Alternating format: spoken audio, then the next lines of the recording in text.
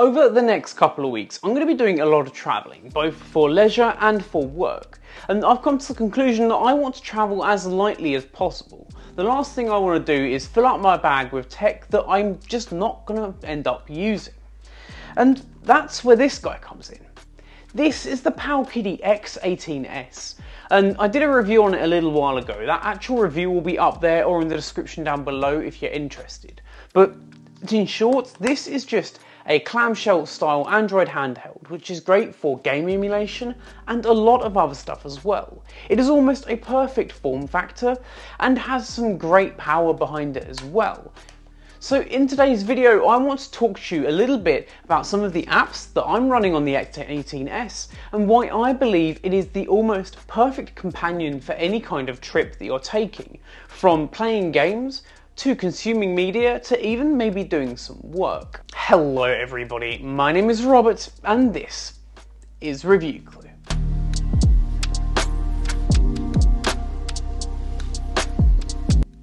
Okay, so here we are with the actual X18S device, and it is a really nice design. It's fairly small and compact, there is my hand in comparison, and it does a lot in that small form factor. But let's just take a quick look around at some of its features that particularly might be interesting to you if you're travelling. The first one being it does have a 3.5mm headphone jack.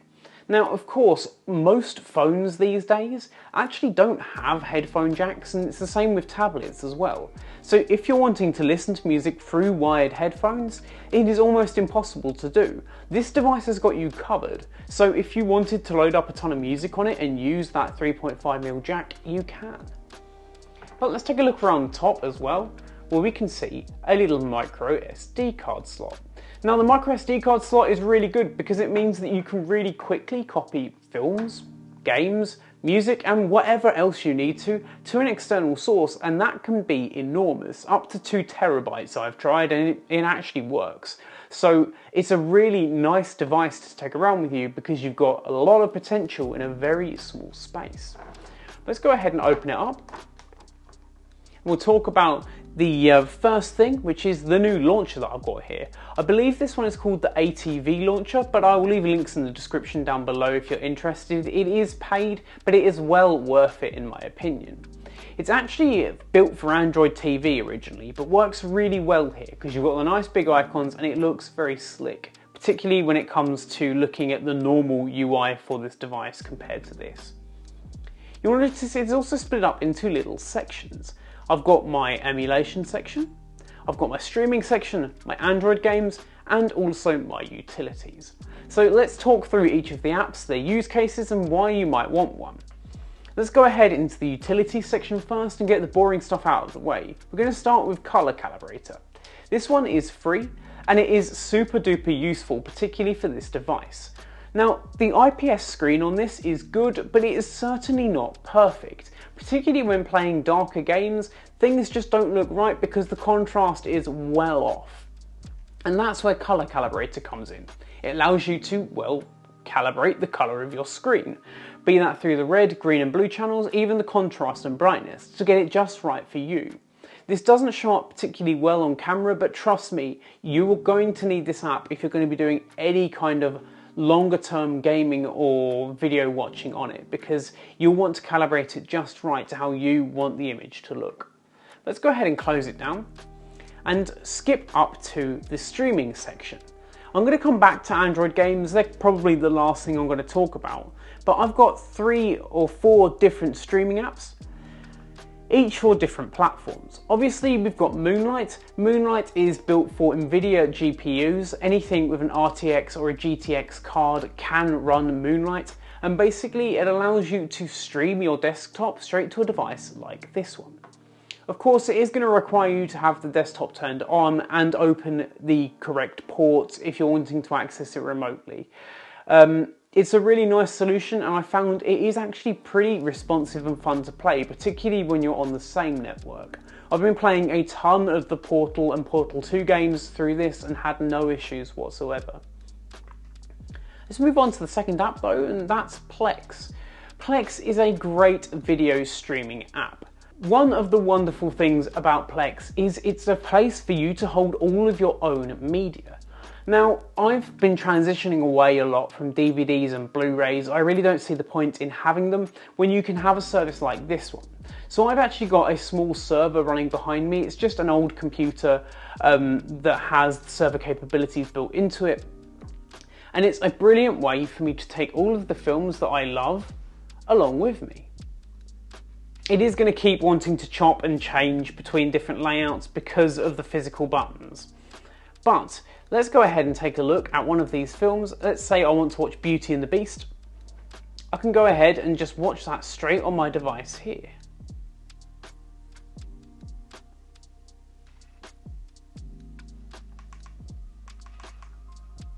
And that's enough of that, because it's all copyrighted. But you get the idea. It is a really nice device to consume this kind of media on. And because it's already on Plex, we can download all of these videos, or the ones that we require, to the device to watch offline. The screen has some brilliant viewing angles for viewing this content as well. So I think you'll have a really pleasant experience. And of course, because it is that clamshell design, you can sit it on the table or the plane's lap tray and get just the right angle viewing for you. It really is an awesome experience, and I cannot recommend Plex enough if you are looking to own and use all of your own content. Of course, I can't say anything about torrenting or pirating any content. All of the stuff that's on my Plex server is DVDs that I own, and that's really nice. So next up, we've got some games. Of course, we've got Xbox Game Pass, and we've got the PlayStation app as well. For now, we're going to talk about Xbox Game Pass because I find it's the better of the two subscription services. There's just more games on Game Pass that I actually want to play. So let's choose one of them now. For example, I want to play Dragon Age Builders, and with the wonderful thing that is the G button, which is just somewhere along here,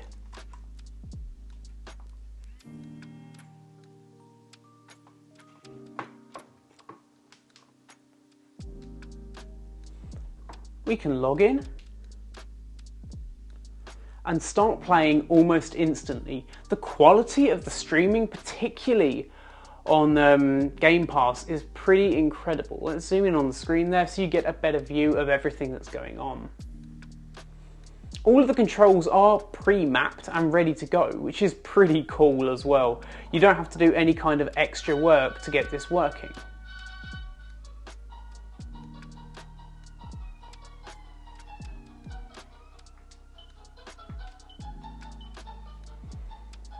So let's jump straight into a game, and you can see some of the quality of the streaming. Of course, this is going to require a network connection, so this might be a better one to play in your hotel room or somewhere where you've got a stable Wi-Fi connection.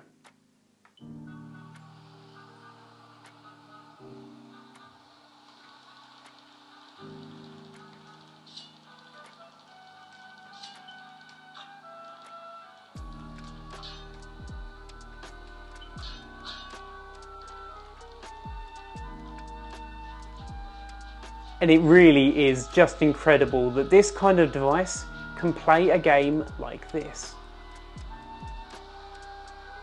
Got my little friend there with me. So there we go. But of course, before we carry on with this video, I just do want to say, if this is the first time that you're seeing my face on your screen, then one, lucky you. And two, go down there, hit that subscribe button, smash that bell notification icon, so you get notified every time I upload. Anyway, back to the video. Game streaming is definitely something that's possible on this device, and it really does open up a whole new world of content that you may not have thought of before. I'm just going to mute that down. So there we are, that is Xbox Game Pass, and now we're on to the meat and potatoes of this kind of device, and that is emulation. Now you'll see I've got a couple of different emulators pre-installed here, but most of the stuff that I do is through RetroArch. I've got both 32 and 64-bit one installed because some work better than others for certain types of games. Now when it comes to actually viewing this content and choosing the game to play, I like to use Reset Collection. Let's just turn that down a little bit.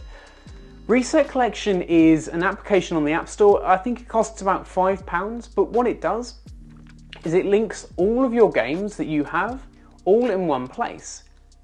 And you can view everything a little bit like a Steam library or maybe even a Netflix library. You're given some videos or a picture, a description, the game's logo as well, and it splits it all up into categories for you. I didn't have to do any of this. I just let it trawl the internet and find all the information for all of these games. And then whenever I find one I want to play, I simply just click the A button and it opens up straight in RetroArch.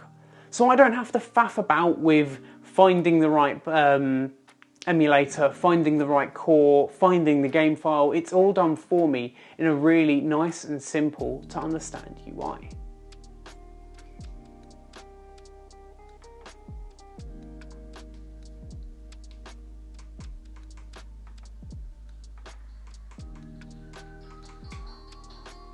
Here we are.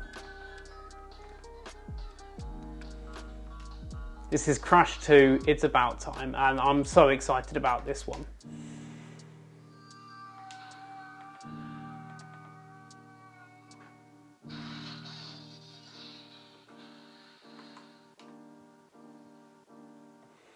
Because we've got all of the physical controls down here, you can actually map these with the G button to any of the on-screen instructions as well. So if, for example, you want to switch out the A and the B button or have those two as A and B, then you can do that. All of that is completely programmable by you with the G button. So finally, I guess let's talk Android games. There are actually two Android games that I play most of the time, and both of them are pretty similar actually. One of them is Call of Duty Mobile and the other one is Apex Legends Mobile. Both of these are first-person shooters, but they play so well on this device. These play at medium to high settings, 1080p, and because we've got those physical controls, I'm going to keep coming back to them. It makes for a much more entertaining experience because you have a lot more control than a lot of the other players do around you. Of course, if you're wanting to play more casual games, then you simply can do. You can just use the touchscreen on its own. I'm just going to come back to that size again. It is such a small and compact device. It is light and I absolutely adore this thing. If you are looking for an emulator or any kind of Android system to do media consumption, then this should be very much high on your wish list because it's so powerful, it's so cheap, it's so small. Okay, the buttons could definitely be better. These buttons feel a bit mushy and just a bit disgusting sometimes, and they do sometimes get stuck as well. But these are all things that personally I can overlook for a really fun and easy gaming experience, be that retro, new age, or even streaming. So there we have it, guys. That is the X18S. That's some of the apps that I'm running on it, why I'm running them, and why I believe this is an almost perfect handheld for travelling, especially for under the £200 mark. But what do you guys think? Do you think that it's worth that price? Do you see yourself using one of these while you're travelling? Let me know in the comment section down below. And of course, while you're down there as well, get subscribed, hit like, share this with your friends and family, because let's be honest, there's always that one gamer in your family that just cannot go without games. And this is an almost perfect solution for that. Anyway, guys, my name's been Robert, this has been Review Clue, and I will catch you in the next one. Adios.